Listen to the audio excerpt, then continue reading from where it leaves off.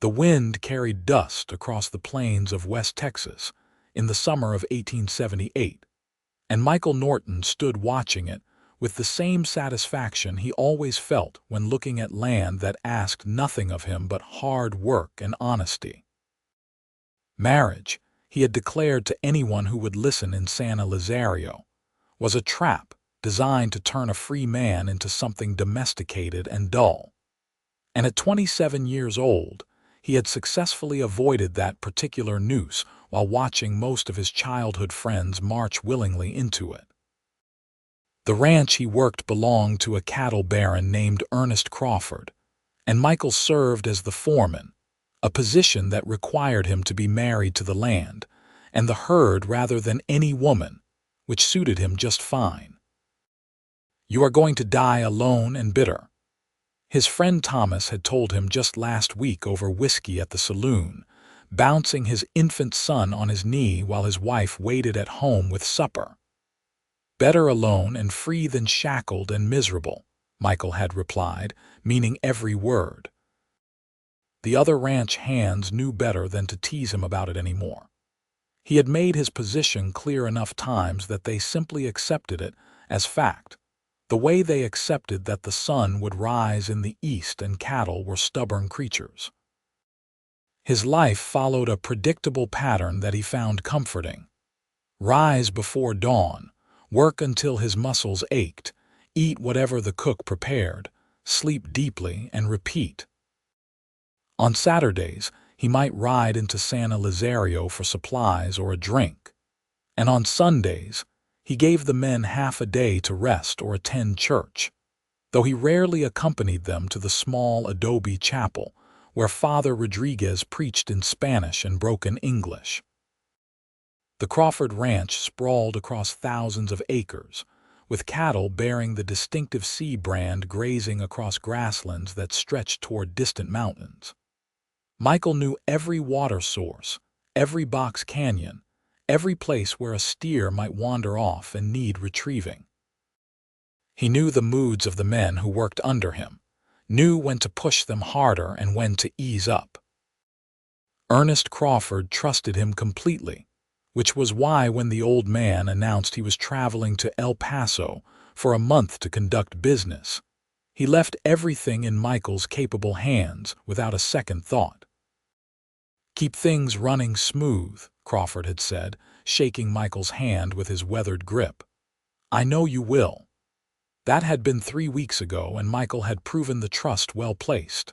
The cattle were healthy, the men were content, and everything ran like a well-oiled machine. He had no reason to think the final week of Crawford's absence would be any different. Then Lydia Vance arrived on a Tuesday afternoon in July, and every certainty Michael Norton had built his life upon crumbled like a house made of cards. She came in a hired wagon driven by old Pete Martinez from town, her trunk and 2 bags suggesting she intended a lengthy stay. Michael was working a young horse in the corral when he heard the wagon, and he looked up to see a woman stepping down with a grace that seemed entirely out of place in the dusty ranch yard. She wore a traveling dress of deep green that somehow had not accumulated the layers of dust that covered everything else in Texas, and her dark blonde hair was pinned up beneath a modest hat. When she turned to survey the ranch buildings, Michael caught sight of her profile and felt something shift in his chest, a sensation he immediately distrusted. "Can I help you, miss?" he called, tying off the horse and climbing through the corral rails.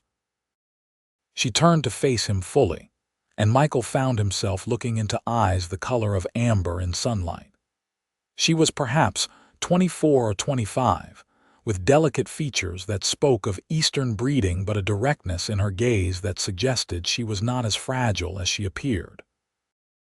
"I am looking for Ernest Crawford," she said, her voice carrying a slight accent that Michael could not quite place. "I am Lydia Vance. He is expecting me." Michael removed his hat, suddenly aware of the sweat staining his shirt and the dust covering his clothes. "Crawford is in El Paso on business, miss.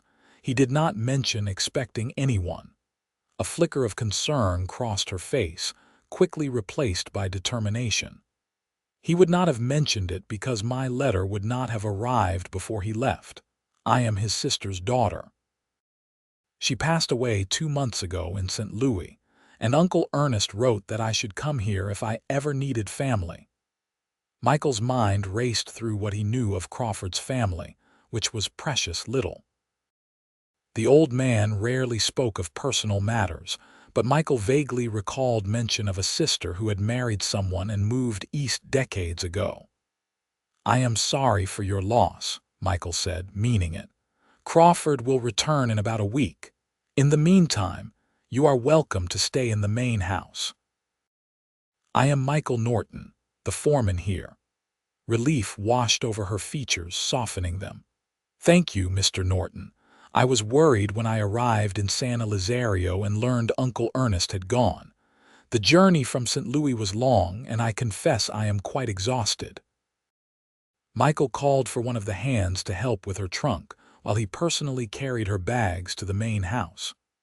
Crawford's home was modest by ranch standards, a sturdy structure with whitewashed walls and a covered porch that caught the evening breeze. The inside was neat but clearly the domain of a bachelor, with simple furniture and none of the touches a woman might add. The cook, Mrs. Alvarez, lives in the small house behind the kitchen, Michael explained, setting the bags down in what served as a parlor. "She will help you get settled. Crawford has 2 bedrooms upstairs. I figure you should take the bigger one since he usually sleeps down here anyway." Lydia looked around with an expression Michael could not quite read. "It is very different from St. Louis." "I imagine so," Michael agreed. "You will find Texas has its own way of doing things. Mrs. Alvarez will bring you some water to wash up, and supper is at 6. If you need anything else, I will be around the ranch." He escaped as quickly as courtesy allowed, his heart beating faster than it had any right to. Back in the harsh sunlight of the yard, he took a deep breath and told himself firmly that a pretty face changed nothing. She was Crawford's niece, a guest, someone from a different world just passing through. In a week Crawford would return, and whatever arrangements they made would be their business. Michael would continue his life exactly as he had planned it. This resolution lasted approximately 4 hours. Mrs. Alvarez, a plump woman of 50 who had been cooking for the ranch for a decade, found him checking the feed supplies before supper and fixed him with a knowing look that made him want to flee to the farthest pasture. "She is lovely," Mrs. Alvarez said in her accented English. "And alone in the world now, very sad." "Tragic," Michael agreed, deliberately misunderstanding her tone. "Good thing Crawford is her uncle. She has kind eyes, and she helped me in the kitchen without being asked. Not proud." Michael hefted a sack of grain, using it as an excuse not to meet her eyes. "That is good. She asked about you, wanted to know if you had a wife." "Why would she ask that?" The words came out sharper than he intended. Mrs. Alvarez shrugged with exaggerated innocence. "Perhaps she worries about propriety. A woman alone with ranch full of men. I told her you are very respectable, very honorable, and not married, Mrs. Alvarez." "What? I tell the truth only." Michael sighed. There was no winning an argument with Mrs. Alvarez, who viewed matchmaking as a sacred duty second only to cooking. "Just do not get any ideas. Miss Vance is here to see her uncle and I am here to run his ranch. That is all." But when he washed up for supper and joined the hands at the long table in the bunkhouse dining area, he found himself distracted. Usually he ate with the men, discussing the next day's work and settling any disputes. Tonight he could barely focus on the conversation because he kept thinking about Lydia Vance alone in the main house, eating whatever Mrs. Alvarez had prepared for her. "Something wrong with the stew?" asked Charlie, one of the older hands. "What? No, it is fine. You have not touched it." Michael forced himself to eat, but the food tasted like dust in his mouth. This was ridiculous. He had worked alongside plenty of women before without turning into a fool.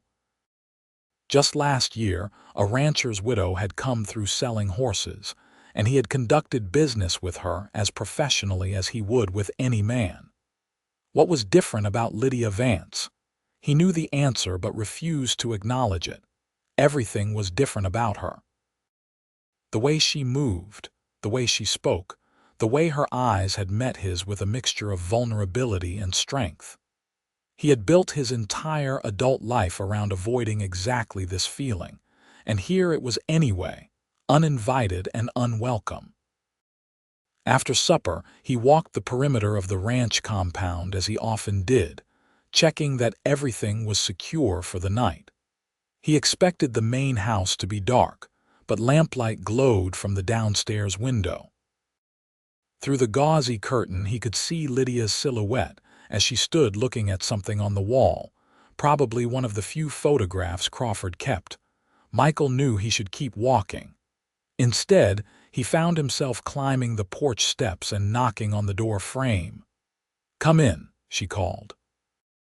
He stepped inside to find her examining a faded photograph of three people standing in front of a building he did not recognize. She looked up at him with a sad smile. "That is my mother, I think. She looks so young here. I was hoping to find more pictures of her." Michael moved closer, studying the photograph. The woman in it bore a resemblance to both Crawford and Lydia, the family features clear despite the photograph's age. Crawford does not keep many personal things around, but he might have more packed away somewhere. I could look tomorrow if you like. "Would you? I would appreciate it very much."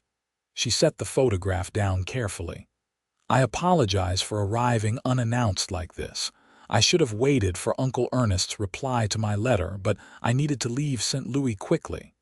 Something in her tone made him look at her more carefully. "You were not in danger, were you?" She hesitated, then shook her head. "Not physical danger, but my mother's husband, my stepfather, made it clear I was not welcome in his home now that she is gone. We were never close, and without her there to maintain peace, he wanted me to marry a business associate of his, a man nearly twice my age who has buried 2 wives already. When I refused, the situation became untenable." Anger flared in Michael's chest, hot and unexpected. "So he threw you out?" "He gave me 2 choices: marry his associate or leave with what I could carry. I chose to leave. My mother spoke of Uncle Ernest sometimes, always fondly. When he wrote after hearing of her illness last year, he said I would always have a place here. I did not know where else to go." Michael understood suddenly what courage it had taken for her to make the journey from St. Louis to West Texas. Traveling alone into country, she did not know to rely on the kindness of an uncle she had likely never met. The resolve he had felt earlier, the determination to keep his distance, wavered. "You are safe here," he said firmly. "Crawford is a good man and he will be glad to have you, and until he returns, the men and I will make sure nothing troubles you." She smiled then, a real smile that transformed her face from merely pretty to genuinely beautiful. "Thank you, Mr. Norton. That gives me great comfort." He should have left then. Instead he said, "If you are interested, I could show you around the ranch tomorrow, help you get your bearings. It is different country out here than what you are used to." "I would like that very much." Michael tipped his hat and made himself walk out the door before he did something foolish like offering to teach her to ride or inviting her to watch him work with the horses, or any of the dozen other excuses his traitorous mind was suddenly generating to spend time with her. That night, he lay awake in his small foreman's quarters attached to the barn, staring at the ceiling and cursing himself for a fool. One day. She had been here 1 day and already he was making plans to see her again.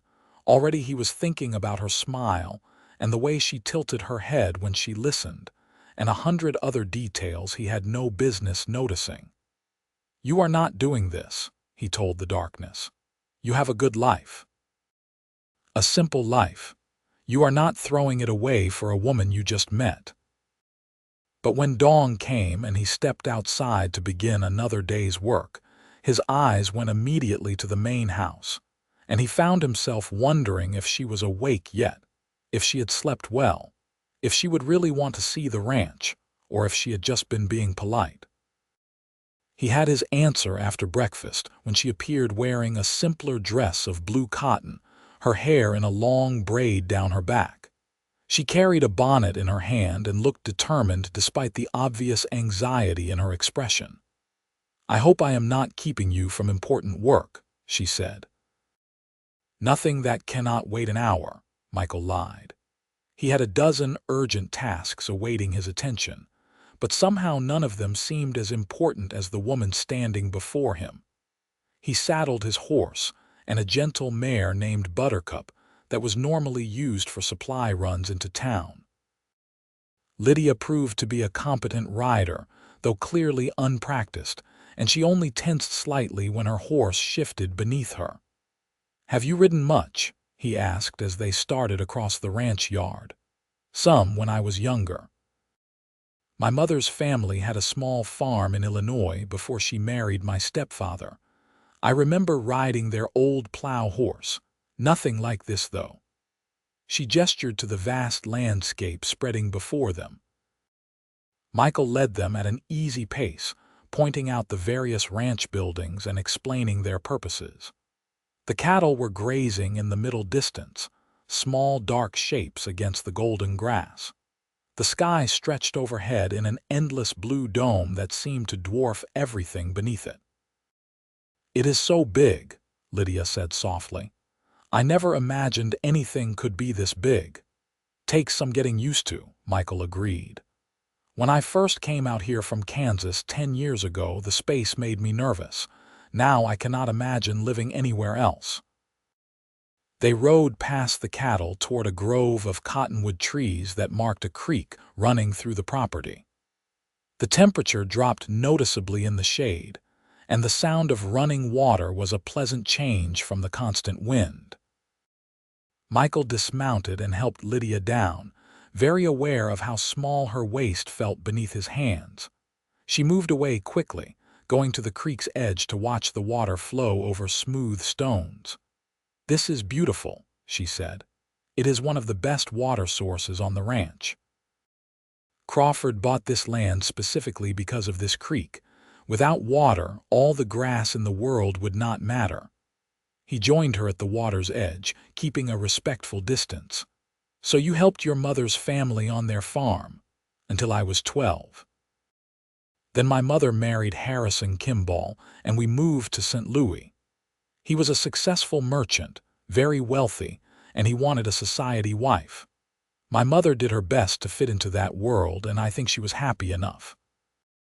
But sometimes I would catch her looking out the window with this distant expression, and I knew she was remembering the farm, remembering when life was simpler." Lydia picked up a smooth stone and turned it over in her palm. "After she died, I realized I was doing the same thing. Looking out windows and remembering, Mr. Kimball's house never felt like home." "And you think Texas will?" The question came out before Michael could stop it, sounding more hopeful than he intended.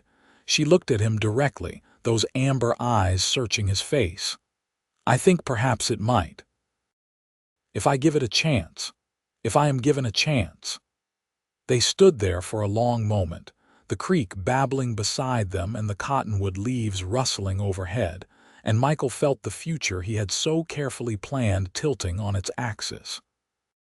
He had been so certain that marriage was a trap, that a wife would mean giving up the freedom he cherished.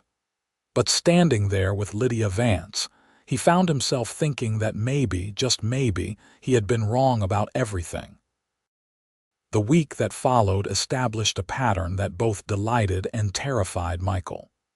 He found excuses to check on Lydia throughout each day, making sure she had everything she needed, that she was settling in comfortably, that she was not too lonely or overwhelmed.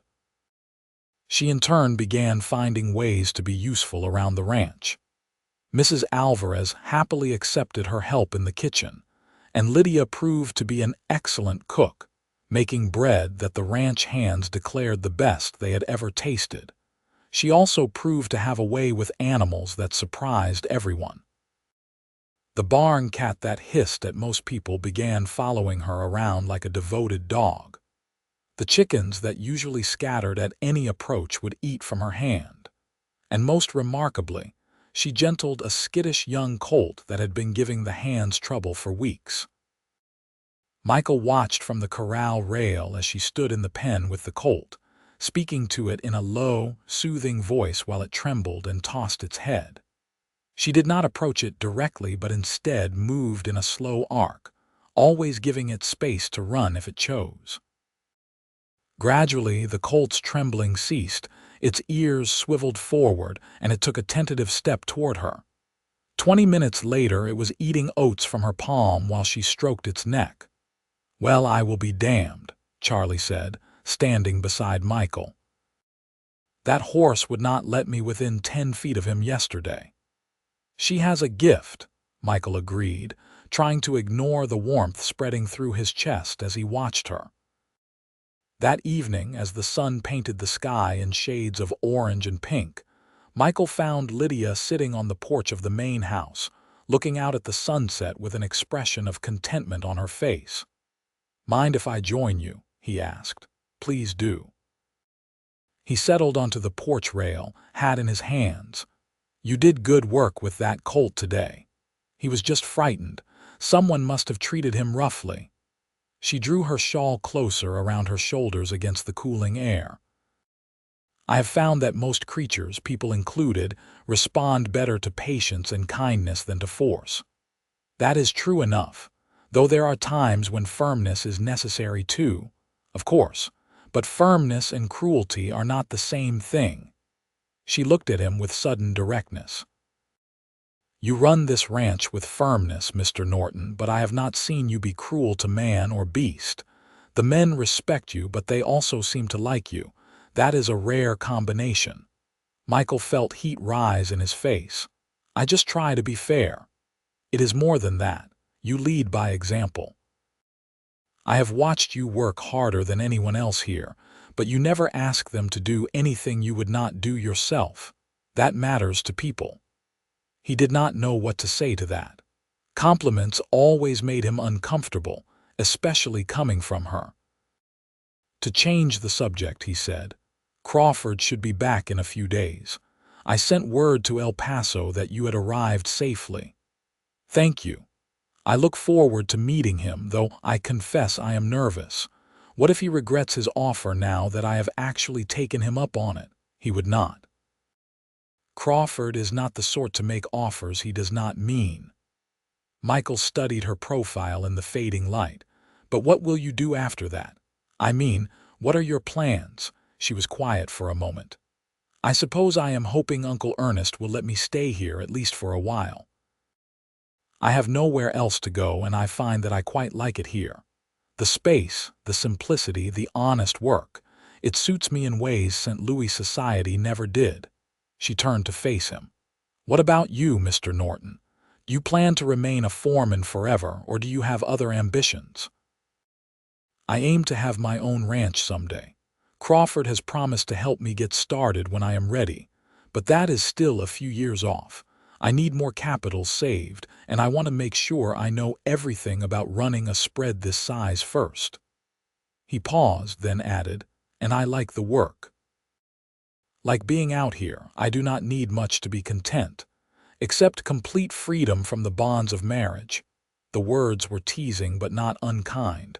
Michael felt his face flush deeper. "You heard about that. Mrs. Alvarez mentioned you have strong opinions on the subject." "I did. I mean, I do."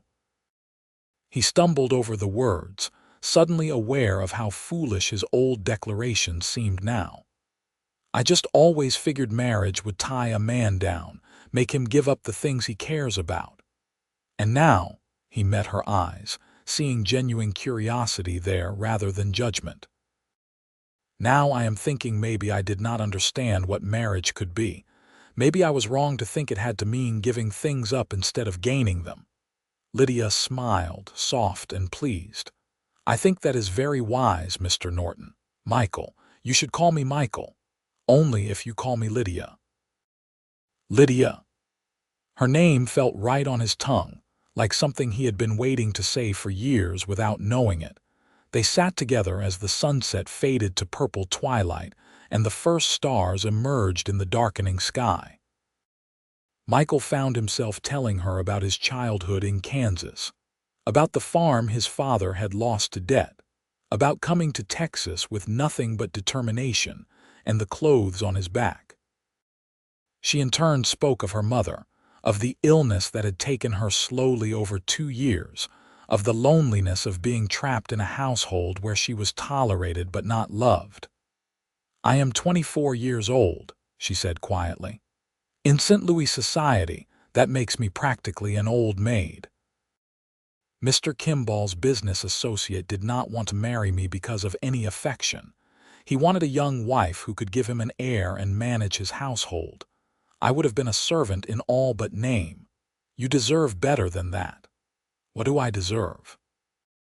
The question was not flirtatious but genuinely curious, as if she truly did not know the answer.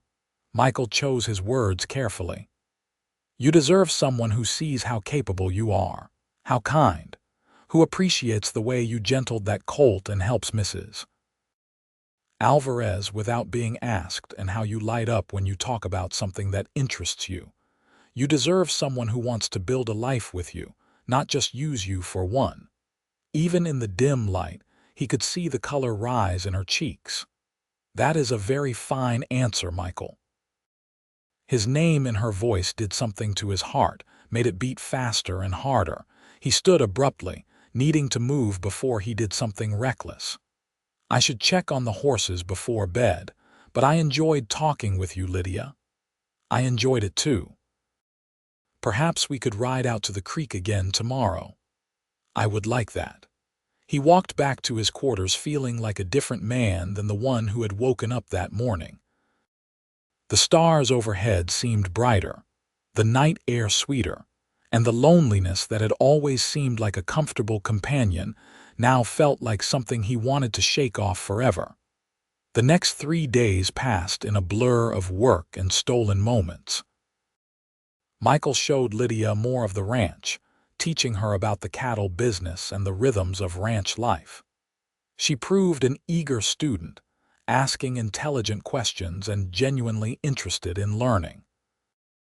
The hands began treating her like she belonged there, tipping their hats when she passed and thanking her shyly when she helped Mrs. Alvarez serve supper.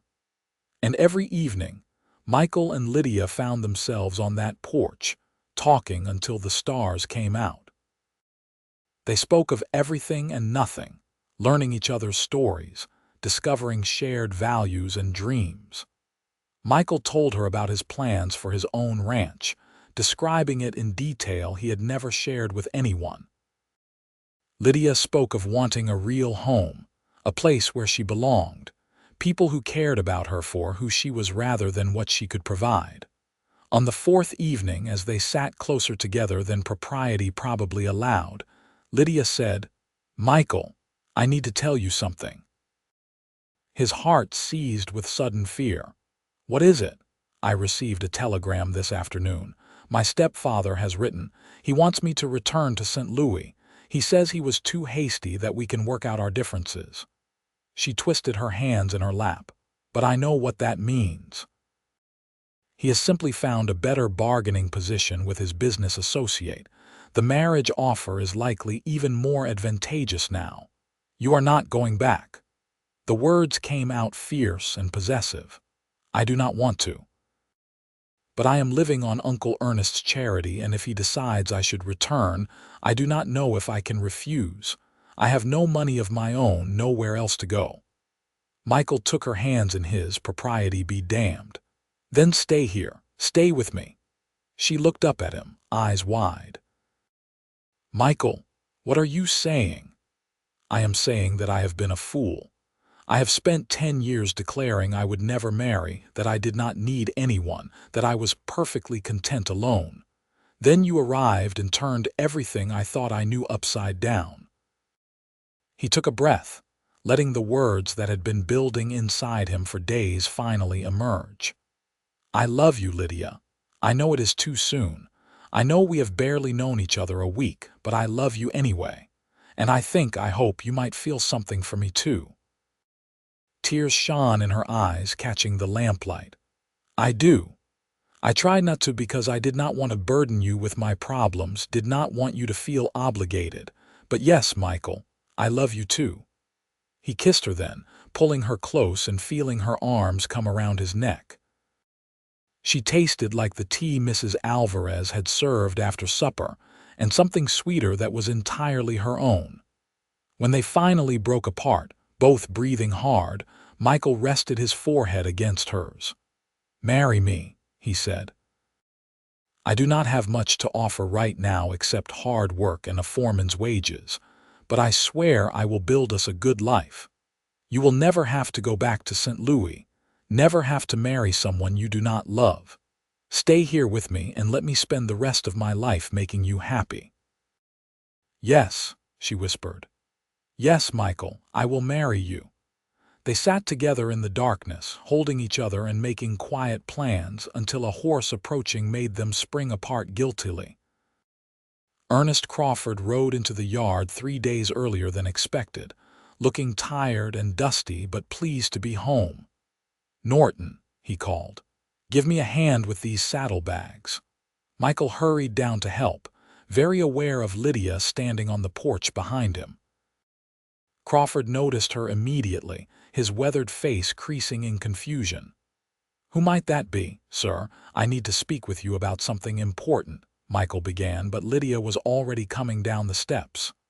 "Uncle Ernest, I am Lydia Vance, Rebecca's daughter. I wrote to you from St. Louis." Crawford's expression transformed, grief and joy mixing together. "Rebecca's girl? Good Lord, you look just like her, just exactly like her." He dismounted stiffly and embraced her, this niece he had never met. "I am so sorry about your mother, child, so very sorry." They went inside together, and over the next hour, Lydia explained her situation while Michael hovered awkwardly, unsure if his presence was welcome. But Crawford kept glancing at him thoughtfully, and when Lydia finished her story, the old rancher said, "Well, you are certainly welcome to stay here as long as you like. This is your family too." "Actually, sir," Michael interjected, unable to wait any longer, "Lydia and we have discussed it, and with your permission, we would like to get married." Crawford's eyebrows shot up. "Married? You?" He looked between them, taking in their expressions, and suddenly laughed. "Well, I will be damned. I leave for 1 month and my eternal bachelor foreman falls in love with my niece. Life is surely full of surprises." "Sir, I know it seems sudden," Michael started, but Crawford waved him off. "Sudden? Boy, I knew my wife 3 days before I proposed to her, and we had 40 good years together before she passed. When you know, you know. Besides, I have seen how you are with the ranch, how responsible and hardworking. If Lydia wants to marry you, I would be proud to give my blessing." Relief flooded through Michael. "Thank you, sir." "But," Crawford added with a stern look that did not quite hide his amusement, "you two will do things properly. No rushing off to some quick ceremony. We will do this right, with witnesses and a proper celebration. Give people time to get used to the idea. And Lydia stays in this house until the wedding, understood?" "Yes, sir," they both said. Crawford's stern expression softened. "Now then, I am exhausted and hungry. Mrs. Alvarez left anything for supper." The next 2 weeks were a flurry of activity. News of the engagement spread through San Elizario and the surrounding ranches like wildfire, with everyone shocked that confirmed bachelor Michael Norton was actually getting married. Some of the hands won money on bets they had apparently been making, which Michael chose to ignore. Father Rodriguez agreed to perform the ceremony, and Mrs. Alvarez took over planning the celebration with an enthusiasm that was both touching and slightly terrifying. Lydia wrote to her stepfather, informing him of her engagement and making it clear she would not be returning to St. Louis. His reply was curt and cold, basically disowning her, but Lydia seemed more relieved than hurt. Crawford, seeing her read the letter, declared that he was glad to have his sister's daughter home where she belonged, and that Kimball could go to hell. Michael threw himself into preparing for married life, with the same determination he brought to everything. He expanded his small quarters into a proper 2-room cabin, working late into the night by lamplight, while the other hands helped and offered teasing advice. He built her a kitchen table from wood he had been saving, sanding it smooth and polishing it until it gleamed.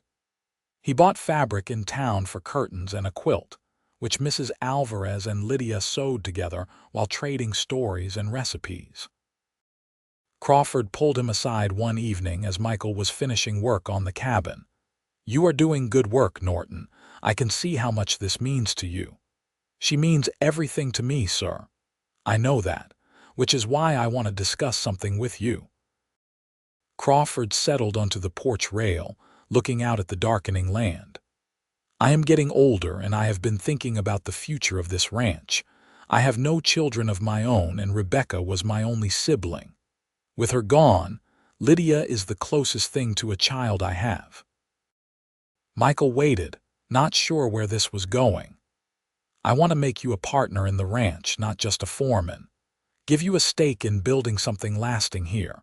And when I am gone, which hopefully will not be for many years yet, the ranch will go to you and Lydia together. Make it a family operation, something you can pass on to your own children someday." Michael was too stunned to speak for a moment. Finally he managed, "Sir, that is incredibly generous. I do not know what to say. Say you will take care of my niece in this land. That is all I ask." "You have my word on both." They shook hands, and Michael felt the weight of the future settle onto his shoulders. It was a good weight, full of possibility and promise rather than burden. The wedding took place on a Sunday morning in late August, with the whole community gathered at the small church in San Elizario. Michael stood at the altar in his best suit, which he had owned for years but rarely wore, and watched Lydia walk down the aisle on Crawford's arm. She wore a simple dress of white cotton that Mrs. Alvarez had helped her make, with wildflowers from the ranch woven into her hair. She was the most beautiful thing Michael had ever seen. Father Rodriguez conducted the ceremony in a mixture of Spanish and English, blessing their union and calling on God to grant them happiness and many children. When Michael was told he could kiss his bride, he did so with all the love and joy bursting from his heart, and the small church erupted in cheers and applause. The celebration afterward took place at the ranch, with tables set up in the yard groaning under the weight of food. There was music and dancing, with hands from neighboring ranches joining the festivities. Michael danced with his wife, stumbling over the steps because he had never learned properly. But Lydia just laughed and held him close and told him he was doing fine. As the sun set and the party showed no signs of slowing, Michael and Lydia slipped away to their cabin, now truly their home. Inside, with the door closed against the noise and celebration, they stood looking at each other in the lamplight. "Hello, husband," Lydia said softly. "Hello, wife." Michael pulled her close, still amazed that this was real, that she was his. "I love you. I love you too, even if you did swear you would never marry," he laughed. "I was an idiot who did not know what he was missing. You walked into my life and made me realize that freedom is not about being alone. It is about choosing who you want to spend your life with." They kissed again, slower this time, savoring it. When they finally broke apart, Lydia said, "So what now, Michael Norton?" "We have our whole lives ahead of us. What shall we do with them? Build something good, raise children, work this land, grow old together. He tucked a strand of hair behind her ear. Love each other every single day. That sounds like a perfect plan. The first year of their marriage brought changes and challenges that tested them both but ultimately made them stronger. Michael taught Lydia the intricate details of ranching, and she proved as capable as he had suspected. She learned to read the weather, to judge the quality of cattle, to handle ranch accounts with an efficiency that impressed even Crawford. Together, they worked to improve the ranch, introducing better breeding stock and expanding into horse raising alongside the cattle. Their partnership extended beyond work. In the evenings, they would sit together planning and dreaming, Michael sketching layouts for improvements while Lydia calculated costs and projected profits. They challenged each other, argued sometimes, but always with respect and the underlying foundation of love that made even disagreements feel constructive. Lydia also brought something softer to the ranch, a civilizing influence that improved life for everyone. She started a small school for the hands who wanted to learn reading and writing, holding classes on Sunday afternoons. She tended a garden that provided fresh vegetables for the cookhouse. She organized social events that brought the isolated ranch families together, creating a sense of community that had not existed before. The hands, who had initially been unsure about having a woman in authority, quickly learned to respect her judgment. Charlie told Michael one day, "Your wife knows more about horses than most men I have met, and she can outshoot half the hands too." Michael had discovered this last fact himself when Lydia, responding to his concern about her safety during his long absences with the herd, asked him to teach her to shoot properly.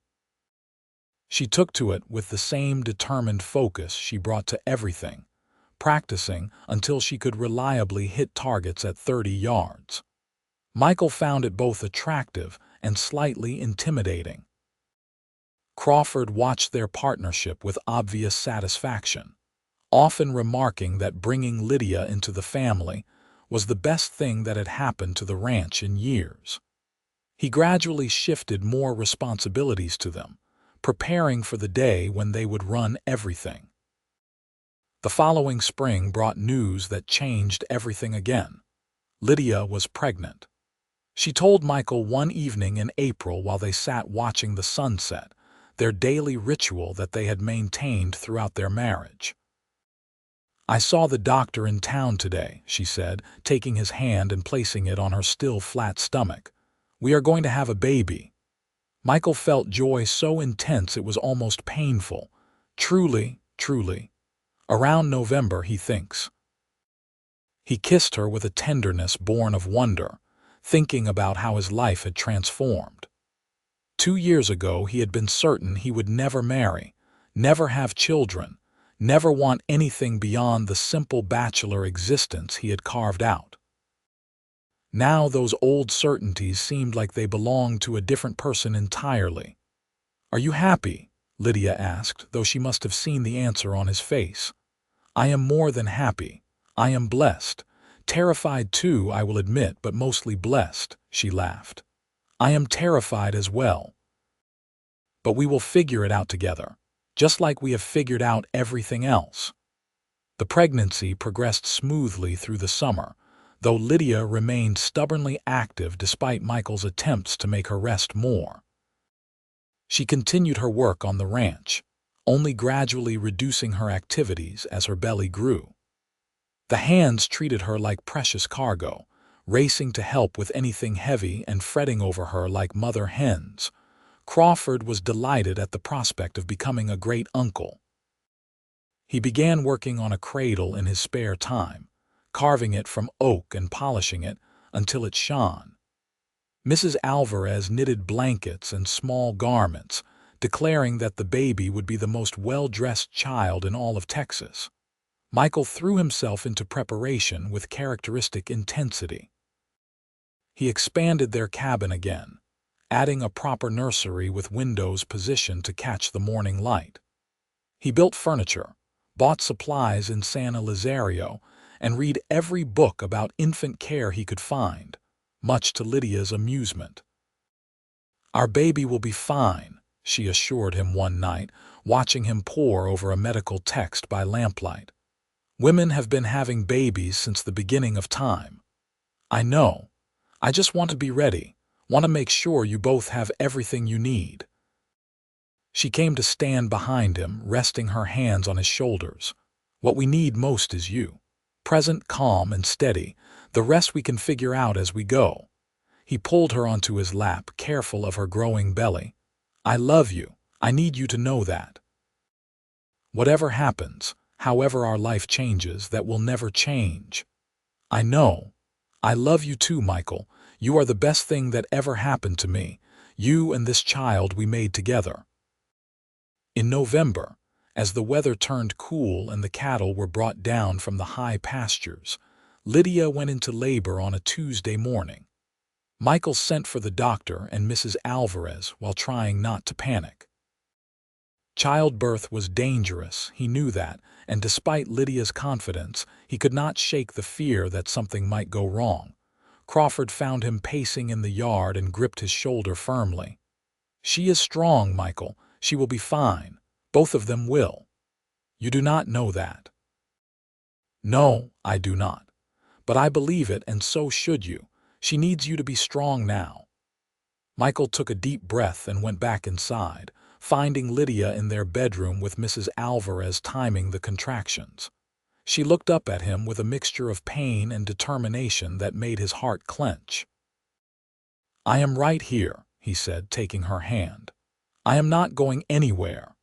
The labor lasted through the day and into the evening.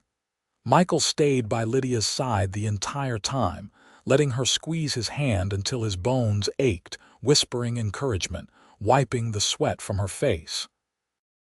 The doctor arrived and pronounced everything progressing normally, which helped calm Michael's worst fears. As the sun set, painting their bedroom in shades of orange and gold, Lydia gave a final push and their son entered the world, announcing his arrival with a lusty cry that sounded like the most beautiful music Michael had ever heard. The doctor cleaned the baby and handed him to Lydia, and Michael looked down at his wife and child with tears streaming down his face. "He is perfect," Lydia whispered, exhausted but radiant. "Look at him, Michael. We made him." The baby had a shock of dark hair, and his eyes were squeezed shut as he wailed his displeasure at being thrust into the cold world. Michael touched one tiny, perfect hand, and the baby's fingers curled around his in an instinctive grip that felt like a promise. "What should we name him?" he asked. They had discussed names endlessly, but never quite settled on one. Lydia looked up at him with tired eyes. "I was thinking Matthew Crawford Norton, to honor the family that made all this possible." Michael looked at Crawford, who stood in the doorway with tears on his weathered face. "I think that is perfect." They settled into life as parents with the same partnership that had defined their marriage. Matthew proved to be a healthy, hungry baby who seemed determined to sleep as little as possible those first few weeks. Michael and Lydia took turns walking him through the night, singing lullabies and telling stories, functioning on minimal sleep, but somehow managing anyway. The ranch work continued, though Michael delegated more to the reliable hands so he could spend time with his family. He found that his old ideas about marriage and freedom seemed laughable now. Yes, he had less time for himself, less ability to simply ride off whenever he chose. But what he had gained was infinitely more valuable. A wife he loved, a son who made his heart nearly burst with pride, a home that felt complete.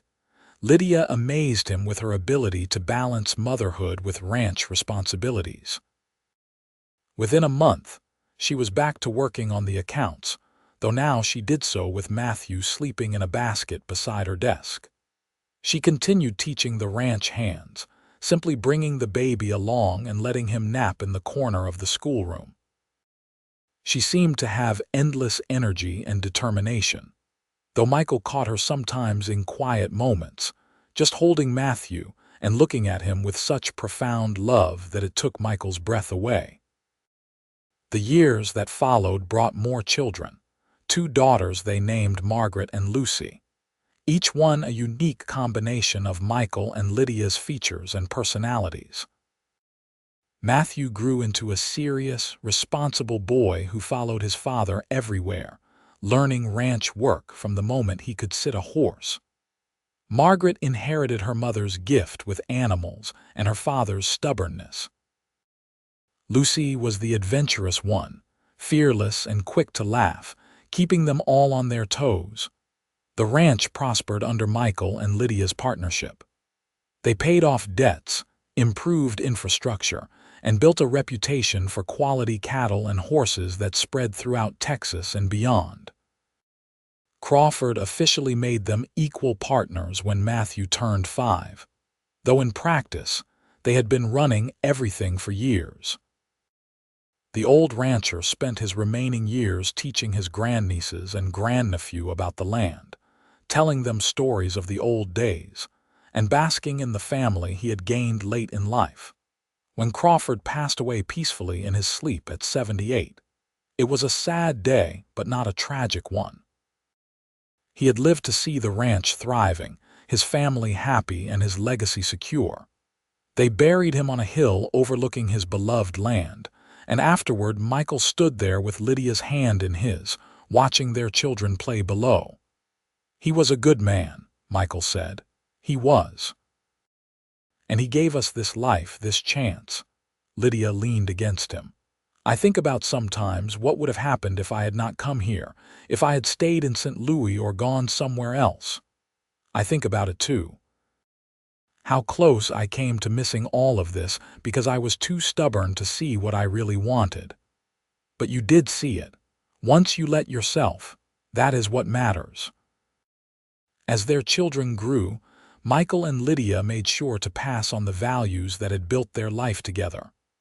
Hard work, honesty, respect for the land and animals, and the importance of partnership. They taught their children to read and write, to handle both ranch work and book learning with equal competence. They showed them through example what a strong marriage looked like, how 2 people could maintain their individual strengths while building something greater together.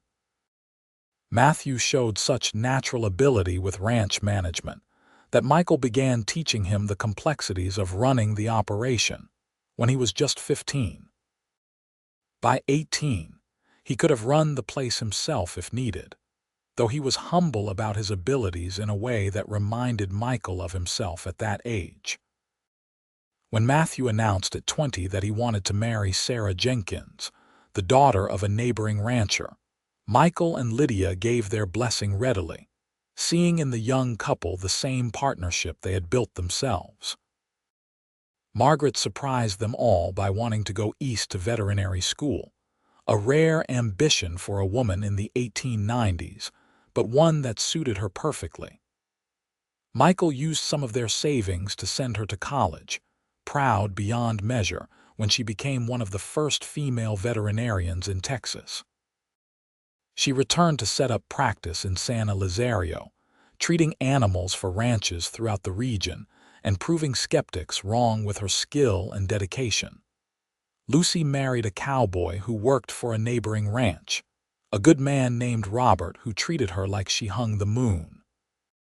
They moved to Arizona to start their own small ranch, and while Michael missed having her close, he was glad she had found her own path. Through it all, Michael and Lydia remained partners in every sense. They weathered droughts and harsh winters, dealt with rustlers and dishonest buyers, celebrated successes and mourned losses.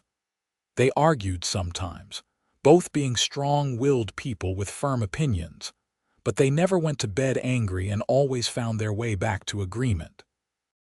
On their 25th wedding anniversary, Michael planned a special evening. He had the hands clear the main barn and decorated it with lanterns and wildflowers. Mrs. Alvarez, now white-haired but still cooking, prepared a feast.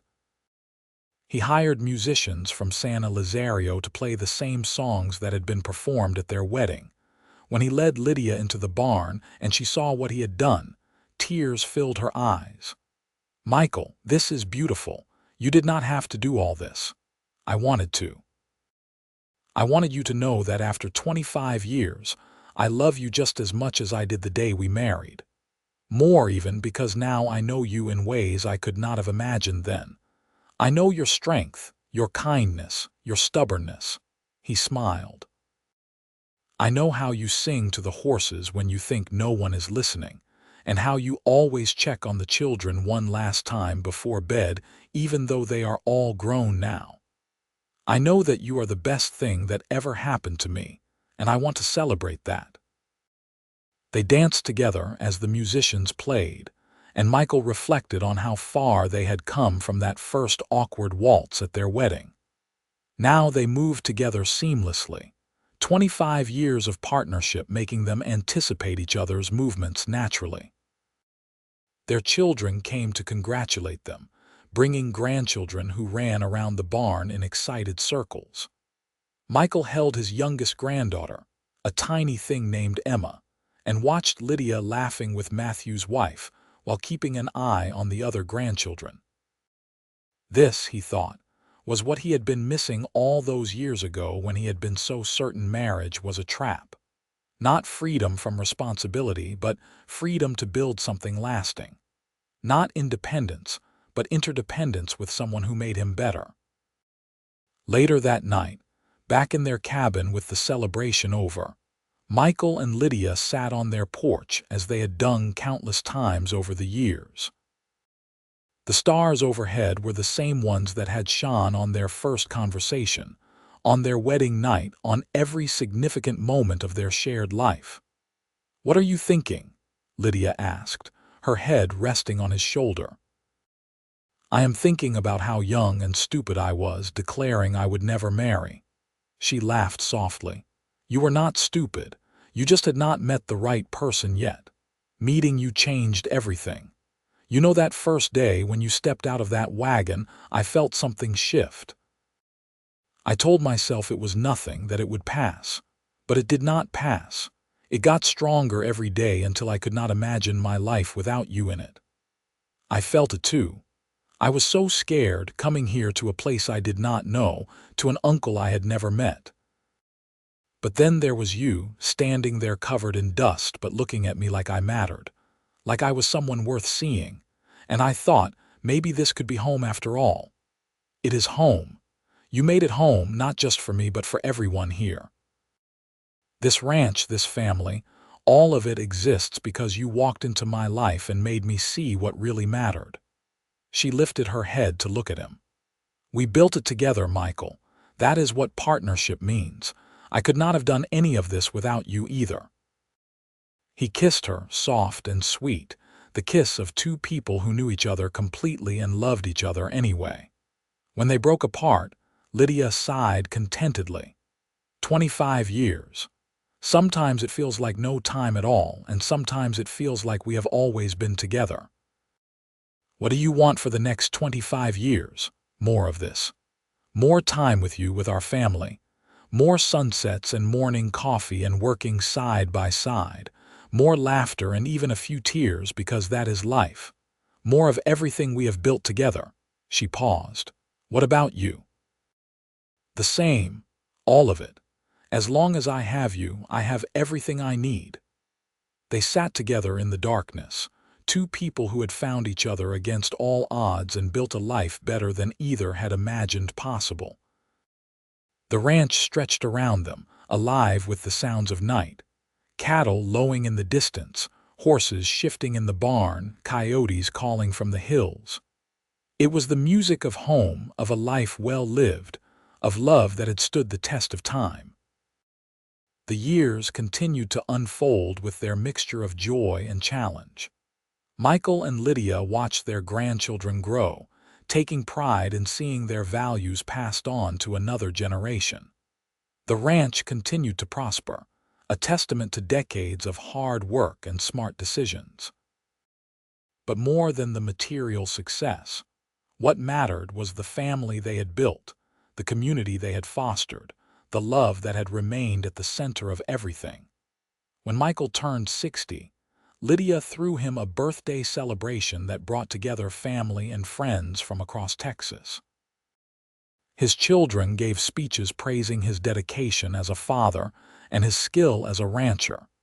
His grandchildren performed a play they had written about his life.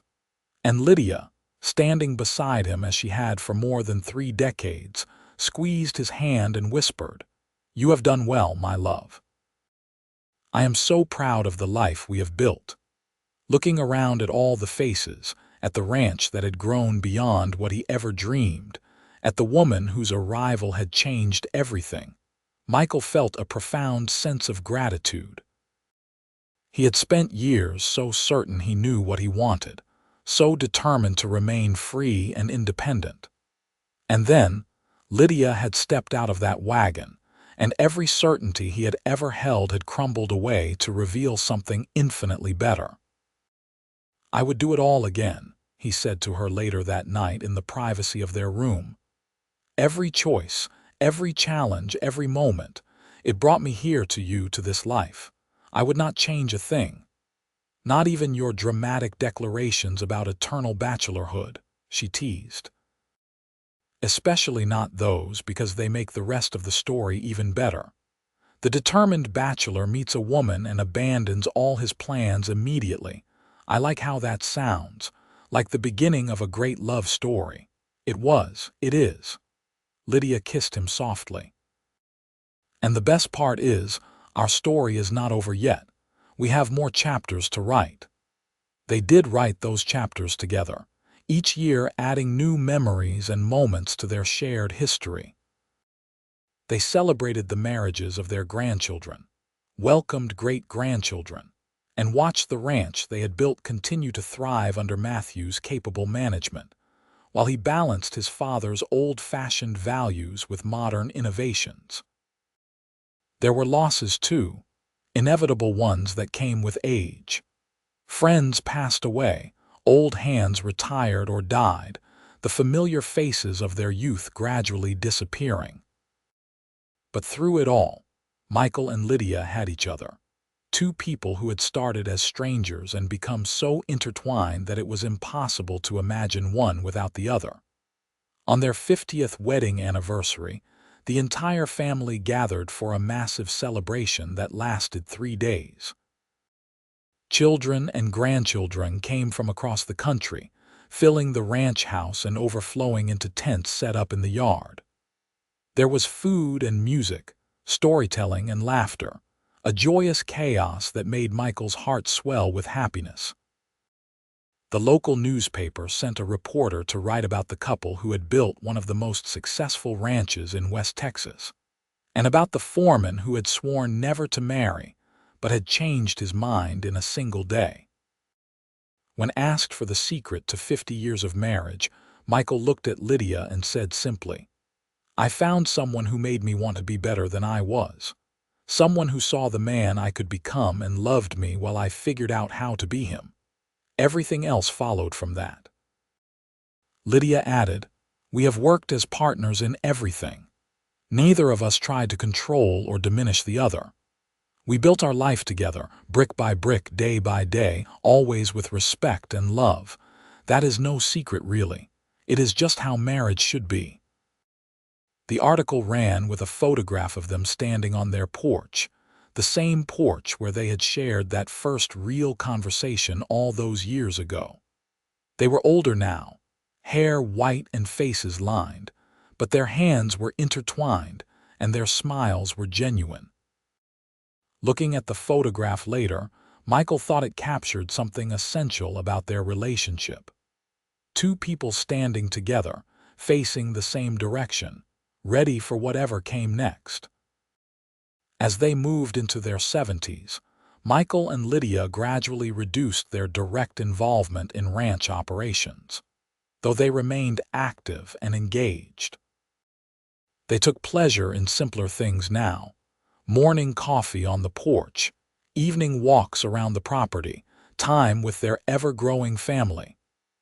They read to each other in the evenings, played cards with friends, and maintained the patterns that had sustained them through decades of marriage. One evening, as they sat watching another sunset paint the Texas sky in brilliant colors, Lydia said quietly, "Do you remember the day we met? You were working that young horse in the corral. I remember everything about that day.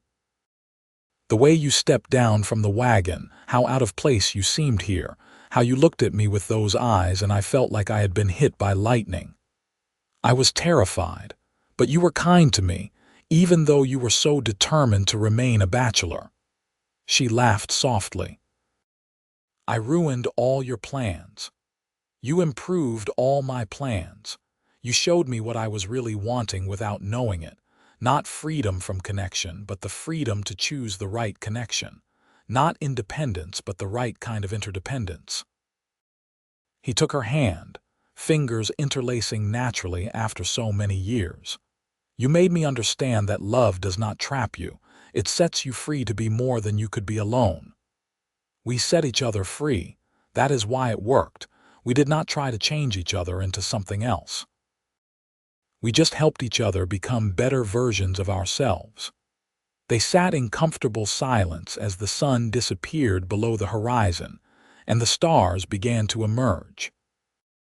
Michael thought about all the sunsets they had watched together, all the conversations they had shared, all the moments both monumental and mundane that had woven together to create a life. He thought about the children they had raised, the ranch they had built, the community they had fostered. But mostly he thought about the woman beside him, the one who had walked into his life on a hot July day and changed absolutely everything. "I love you," he said, words he had spoken thousands of times but which never lost their truth or power. "I love you too," she replied, as she always did, as she always would. The stars wheeled overhead in their ancient patterns. The night settled over the ranch with its familiar sounds. And Michael Norton, who had once been so determined to stay a bachelor, sat with his wife of 50 years and felt nothing but gratitude for the day he had abandoned that foolish plan. He had gained everything he never knew he needed, all because a woman named Lydia Vance had arrived at the ranch seeking refuge, and had instead given him a home in every sense that mattered. Years continued to pass, bringing both joys and sorrows, but through it all, Michael and Lydia remained together, their love a constant in a changing world. They watched the 20th century arrive, bringing new technologies and ways of life to the ranch. They adapted where necessary but held firm to the values that had always guided them: hard work, integrity, respect, and above all, the importance of family and partnership.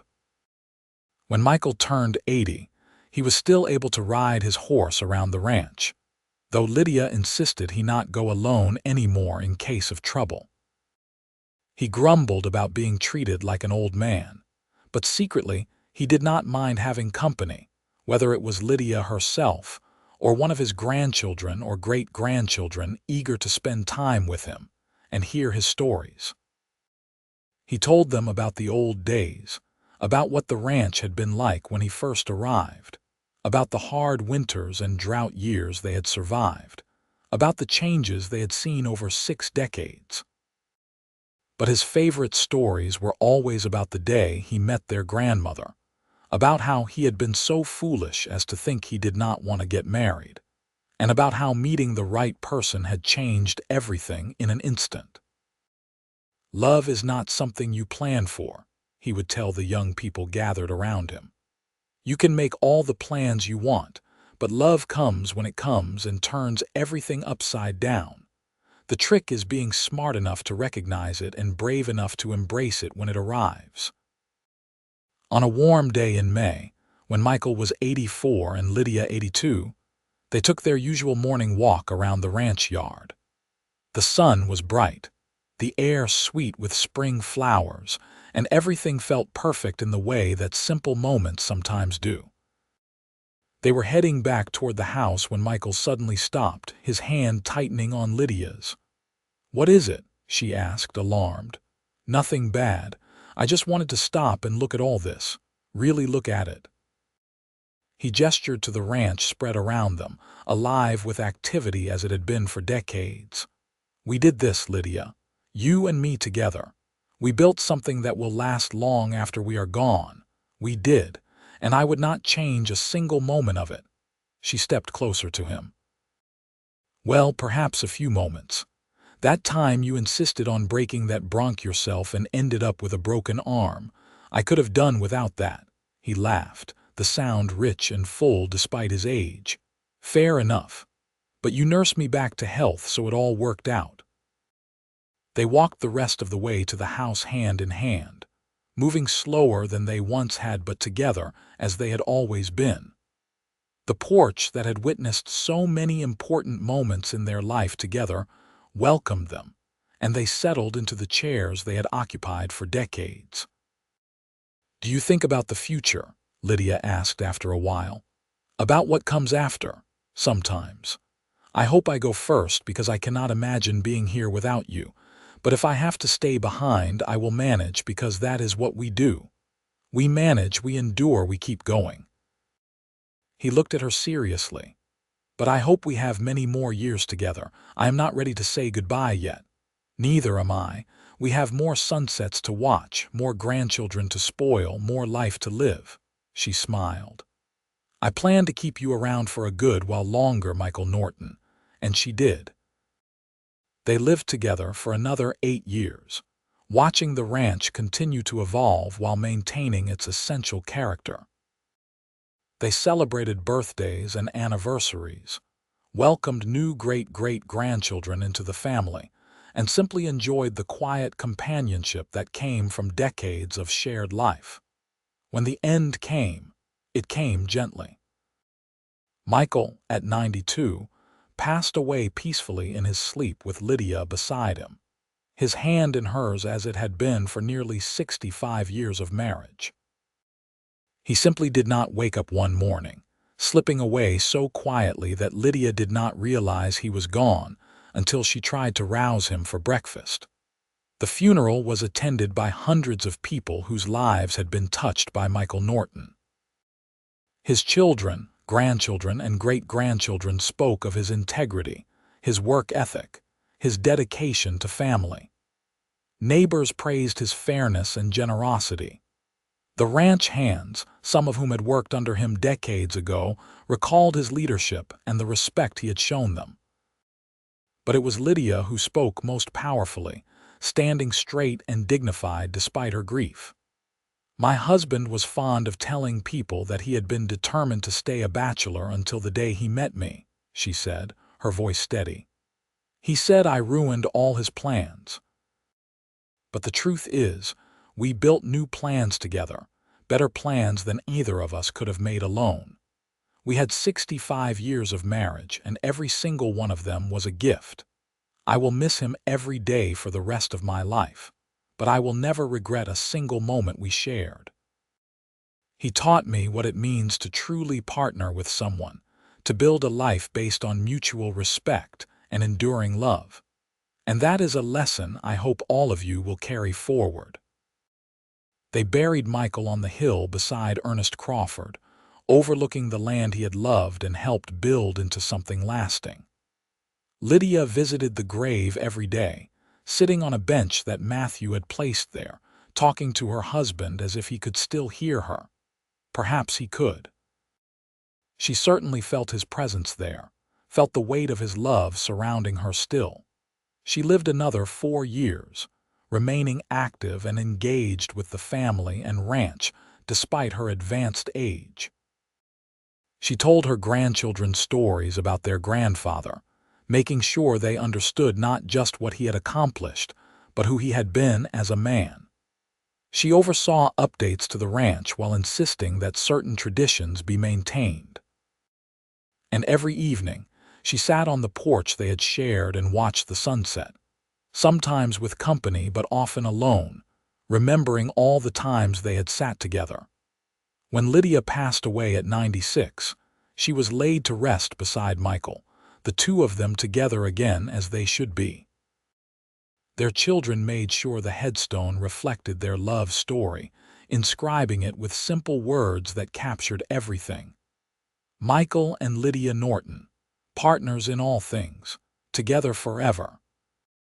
The ranch continued to thrive under the management of their descendants, who carried forward the values Michael and Lydia had instilled. The story of how the determined bachelor had met a woman and immediately abandoned his plans became a family legend, told and retold to each new generation as an example of how love can transform lives in unexpected ways. The cabin where they had lived was preserved as a family gathering place, kept much as it had been during their lifetime.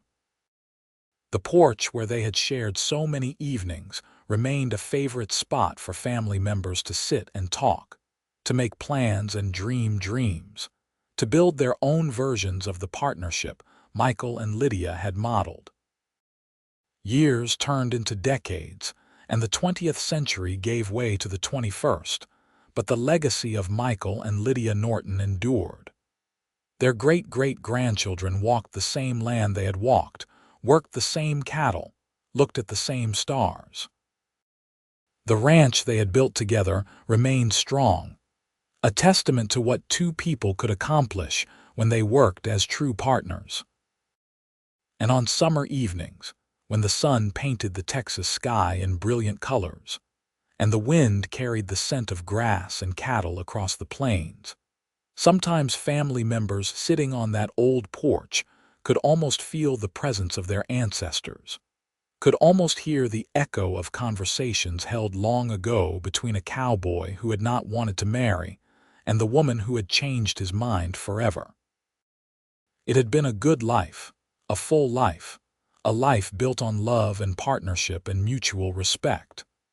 Michael had abandoned his plan to stay a bachelor, and in doing so, he had gained everything that truly mattered. He and Lydia had built something that would last for generations, not just in the physical ranch, but in the example they had set for how to love someone completely while still allowing them to be themselves, how to work together toward common goals while respecting each other's individuality, and how to build a partnership strong enough to weather any storm.